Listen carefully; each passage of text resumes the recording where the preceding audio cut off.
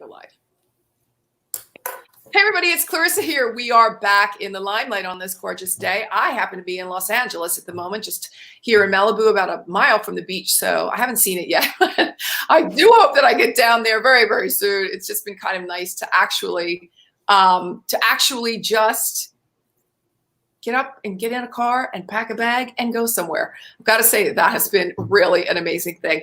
As you know, every couple of weeks, I do bring on my friends from domesticshelters.org. We find that the live PSAs, the public service announcements, are being watched and being followed and are very much appreciated. I love all your comments. Thanks so much for them all.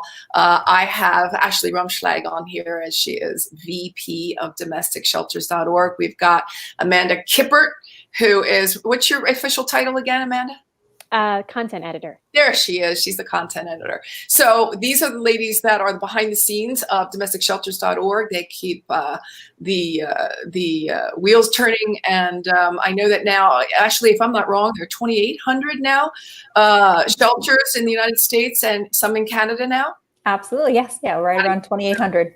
That is really great. And growing daily. Yeah. We actually just added quite a few in Canada that we had discovered over the last few days. So yeah, fantastic. Absolutely. That's really great. So you ladies, I'm going to ask you some questions. Obviously, we've had these conversations before, but the conversations are never enough. And we always want to keep let's say the home fires burning when it comes to getting the message out. So especially, and again, in these times, very difficult times, most people are quarantined, working and living at home and in the home with an abuser. So we really do like everybody to know that there's another way. You can get a plan, and you can get away from a situation like that. So let's get started with the first question, and this is up to anybody. Both of you can answer it. What are some of the common myths about what abuse looks like? Yeah, so I know a lot of times we bring up the most obvious one, and that is that domestic violence is always physical. I think a lot of people think if there's no bruise, then it's not abuse. So that's one of probably the biggest myths. Mm-hmm. The other one would just be that domestic violence is unusual. People may think that it's something that doesn't happen very often, and so it's probably not happening to me then. And then also that domestic violence only happens to people who are uneducated or low income, but it happens to everyone. So those are kind of some of the most common ones. Right. So it doesn't have to have a bruise. It can look like a bunch of other things. What other kind of things can it look like, Amanda? Well, beyond physical, abuse can take a lot of different tactics, and our abuser can take a lot of different tactics. And one of the main ones is psychological. So it might just look like a lot of control. It might look like the victim has absolutely no choice in her own life. It can be financial. So the victim or survivor might not have any control over their finances. They don't know where their money is. They get an allowance weekly. They have to account for all their spending. It can also look like sexual abuse. There's a misnomer out there that, if you're married to somebody, that they can't rape you, but actually that's completely illegal. So a lot of domestic violence includes sexual assault in that realm. So all these things that kind of mask themselves as domestic violence that go outside of the realm of just being shoved, being pushed, that kind of thing. Being hit. Yeah. Mm-hmm.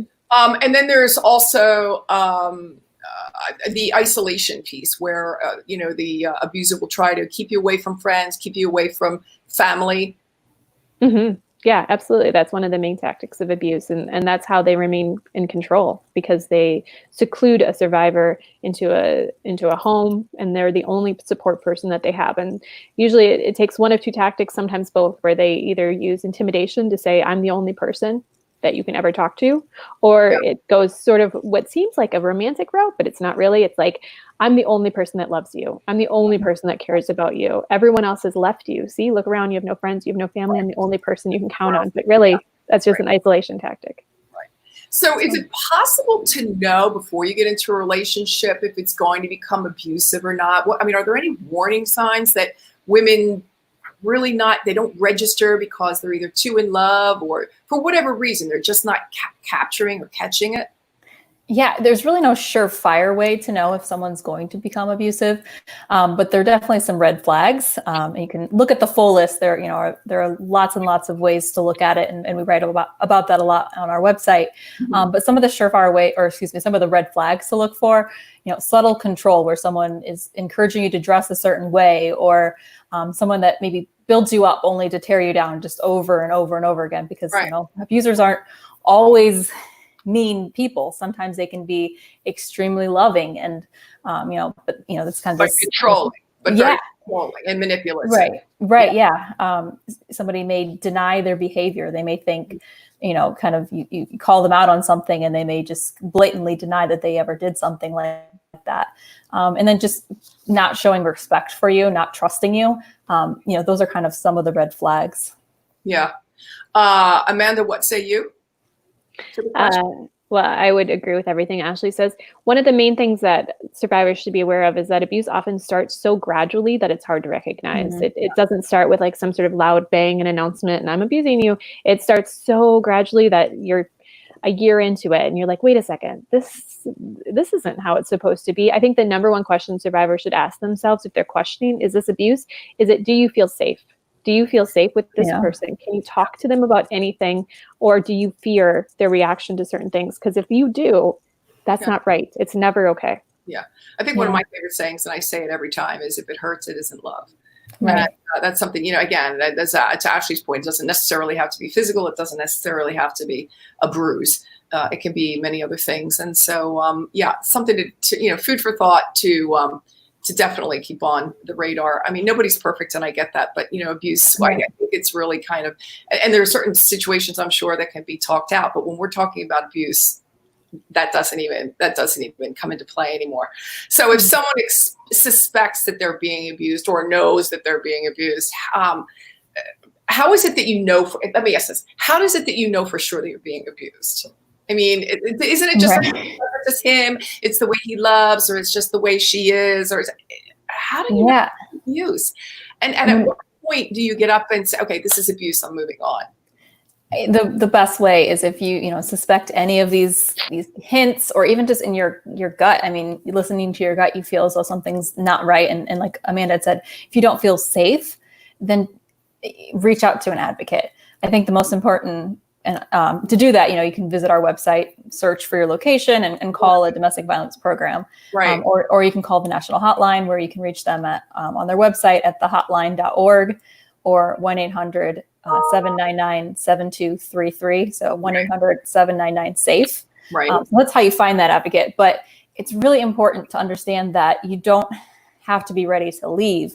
You don't have to want to press charges. You don't have to be to that point, but just making that call can clarify things for you and kind of help you to see what's really going on, but also connect you with information and resources and help you make a safety plan. So, and to your point, I think we spoke about this, I think it was with Amanda, the gaslighting. Am I crazy? Am I not? What am I not getting? That whole piece that plays perfectly into what you were just saying. Amanda, remember we had that conversation about gaslighting?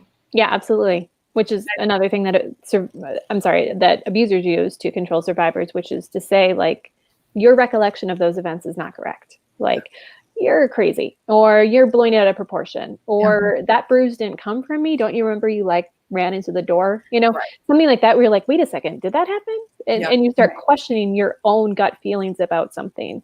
But to your question of whether or not you know for sure it's abuse, it's that continuation of that feeling that something's not right. So any couple is going to have an argument, a blow up, maybe even a shouting match. But is there change after that?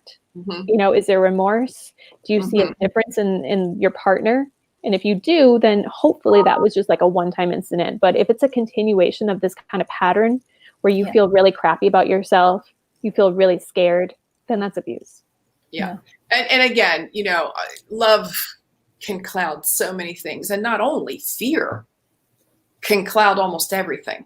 The fear of getting up, the fear of moving on, the fear of him, the fear of not moving on. I mean, it's so easy to get caught in that trap, that having this support system from domesticshelters.org is I think it's really priceless. I think it helps keep you sane, helps keep you in check. And if you're not ready to move now, then, you can start thinking about it and start planning it. I know that we've had conversations in the past about a blueprint, almost a plan, if you will. Mm-hmm. Who wants to say that? Safety planning is a huge part of leaving an abuser, because what you need to do is think about how you're going to do it before you do it. Because the last thing that an abusive partner wants you to do is leave, because then they lose control. Right. So that's why they always say that leaving is notoriously the most dangerous time for a survivor, because that's the time where the abuser is going to use every tactic in the book to get you to stay. Right. Then they've lost that battle. Yeah. So before you walk out the door, you need to think about, where am I going to go? Who do I trust? What do I need to bring if I can never come back to this place? Right. If you have kids, that's especially important. Do I have custody of them? Do I have all of their important things? Have I talked to a safety planning person, aka an advocate? Do I need to get an order of protection? So it takes, even if you feel like I got to get out of here, it takes that extra, like maybe day, just to get that plan in order. Absolutely. Yeah, I would venture to guess even more than a day, but whatever it takes, it doesn't matter. It could be an hour. Yeah. Right. It's time to get up and move. It's time to get up and move. And I think you know that. And, I always put out the appeal, if you will, if not a plea almost, don't stay. If you really, there is somewhere to go. There are people waiting for you. There are different resources. Go to domesticshelters.org, get onto their website, resources galore, everything you need to know. There's someone on the other side of the phone. These ladies can attest, because they know very well what they're talking about. And so do I. So I would like to, to keep the conversation going. And if you do need that help, please take a look at domesticshelters.org. Are there people that are more at risk, for falling into an abuser's trap? Mm-hmm. Well, research will say that certain circumstances in someone's life can make them at a higher risk for domestic violence, but it's hard to say that there are certain people that are more at risk, because then that feels a little victim blamey, like, oh, you are more at risk because of this and this and this. The bottom line is abuse can happen to anybody, but there's something called an ACEs score, an adverse childhood experience score. You can find that on our website or just Google it, but it's a list of 10 things. And you go through this list and you add up how many of these things have happened to you in your childhood. Right. Like physical abuse, sexual abuse, all sorts of different types of trauma. Yeah. And then the higher your ACEs score, the higher your risk is of not only falling victim to an abuser as an adult, but also having certain mental and health problems. Mm-hmm. So if you're aware of this, it might send you out into the dating world with a little bit more of a judgmental lens, in a good way. Mm-hmm. Where you're like, I know that I could fall victim to this because I've seen it before and it feels somewhere in me innately normal. So I got to watch for this. Right. If you can go in with that, you'll be smarter, Right. I also urge everybody to when they go over to domesticshelters.org, to sign up for the newsletter, because there's continuing information coming out. You guys are doing an amazing job with your newsletters. And I mean, the site looks amazing. The newsletters are phenomenal. I follow them, I put them into a file, so I know that I can pull out some information when we're on live, so that I know I always have fresh content and something that I know that our listeners would love to hear about. But the last one that came out, your last newsletter had an article on it called "The Biggest Barrier to Leaving," and they say the readers, you did sort of a survey, if you will, and the readers say it's the abuser's threats that are the biggest barrier. So we go back to fear there, and their excuses, and then certainly fear of retaliation is always a huge one. Number one came, as I said, threats or excuses, from the abuse. So he threatens, and then he excuses himself, or he apologized, right? So you're always a little, it's always like, huh? It's kind of like dealing with Dr. Jekyll and Mr. Hyde, isn't it, ladies? Mm-hmm. Definitely. Yeah. And at that point, you kind of have no idea what they're capable of, because they went from being the love of your life, the person that, swept you off your feet, to being this, monster. So it's almost as though, when he or she says those things, you believe them. And so, it definitely is an effective tactic, which is why it's done so, so prevalently. Right. Mm-hmm. The second one, as we said before, is fear of retaliation from the abuser or losing custody of the kids. Mm-hmm. Mm-hmm. That's wow. That's a really big one. And that's like a question. Why would a woman lose custody of her children if she's trying to get them away from an abusive situation. Yeah. That's a big one. It's a big one, and it's almost it's one of those things where you can't believe that it's true, but it happens so often.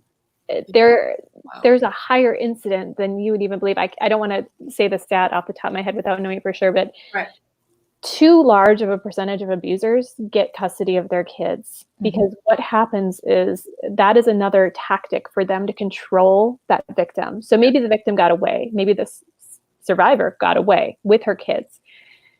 So he's thinking, well, what can I do now to get her back? I'm going to get the kids. If I have the kids, she'll come back. So then he uses every tool in his toolbox. And typically the abuser is the one that controls the money. So he gets the better lawyer. Right. And he has the advantage in court because most judges are male and they're going to side with the male. And most lawyers don't have experience in domestic violence. So then the abuser will use some sort of tactic like, my ex-partner is crazy and I really need the kids because she can't be trusted. Look how emotional she is. In actual, she's traumatized beyond belief. So there's no way she can go to court and be put together. Right.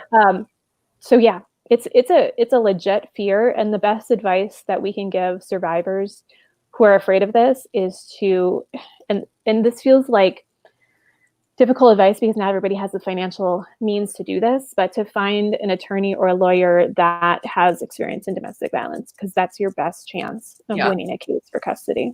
Yeah, and Amanda's wrote some really great articles on there. We have an entire section called child custody. So even just the first start to go there. So you kind of, you know what you're up against before you're up against it.